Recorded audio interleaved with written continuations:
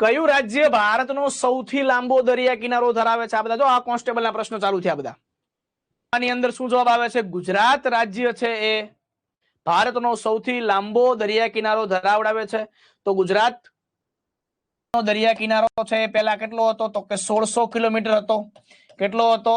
તો કે 1600 કિલોમીટર હતો. પણ હવે તમારે પરીક્ષામાં પૂછાશે નહીં, કારણ કે ગુજરાતને છે નવો દરિયા કિનારો મળી ગયો છે, નવી એની લંબાઈ આવી ગઈ છે. મોસ્ટ આઈએમપી છે વિદ્યાર્થી મિત્રો, યાદ રાખી લેજો 2340.62 કિલોમીટર નો નવો દરિયા કિનારો થઈ ગયો છે. 2340.62 કિલોમીટર નો ગુજરાતનો નવો દરિયા કિનારો છે. તો યાદ રાખજો, હજુ પહેલા નંબરે જ છે, બરાબર. અને બીજા નંબરે કયો છે? તો કે બીજા નંબરે છે તમને યાદ રાખવાનો છે તમિલનાડુનો દરિયા કિનારો. તમિલનાડુ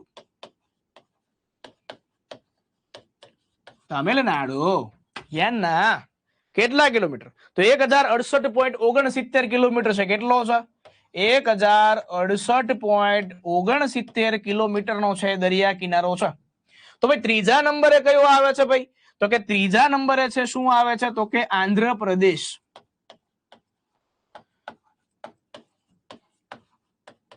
ત્રીજા નંબરે શું આવે છે? તો કે આંધ્રપ્રદેશ છે વિદ્યાર્થી મિત્રો, આવે છે 1053.7 કિલોમીટર છે.